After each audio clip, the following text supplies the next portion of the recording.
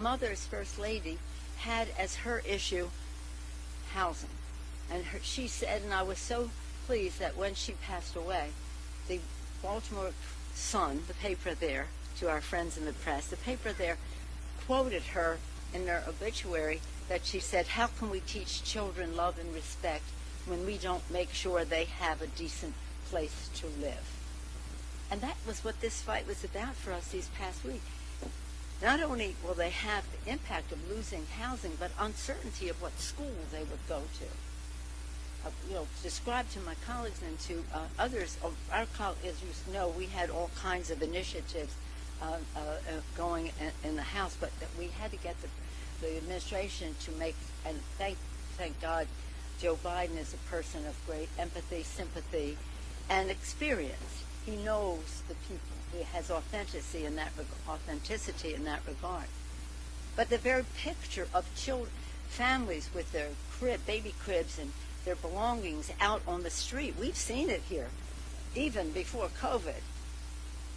And that people can take that. How are you going to find another place when you have an eviction? Well, we have to, that isn't right. So hopefully this period now, we're in the courts, of course, and who knows what happens in the court, but the president has given the imprimatur that people should not be evicted. And the money is out there, $56 billion spread around the country to be delivered to renters and to landlords, whatever the system is that is set up, but for sure to the renters so that they will not lose their housing. A value for the children, for the families.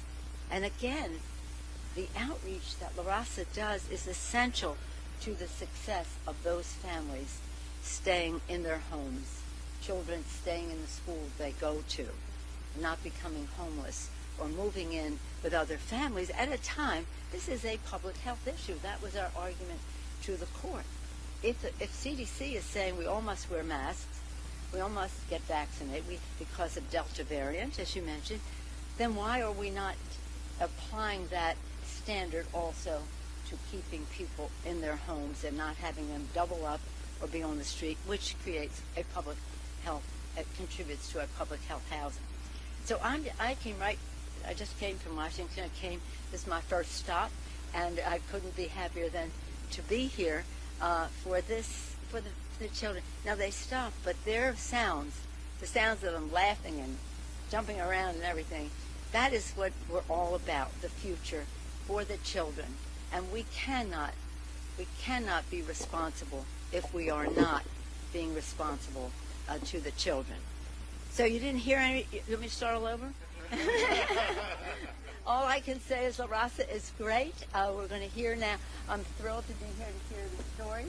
I want to praise Gabriel and Mabel for what they do. And now, you're going to be the MC, so I'm going to yield back to you. But with praise for the city of San Francisco is always on the forefront of helping people. And I'm so glad to be here with Eric Shaw, the director of the Mayor's Office of Housing and Community Development. But that honor of introducing him, for that I will yield back to Gabriel.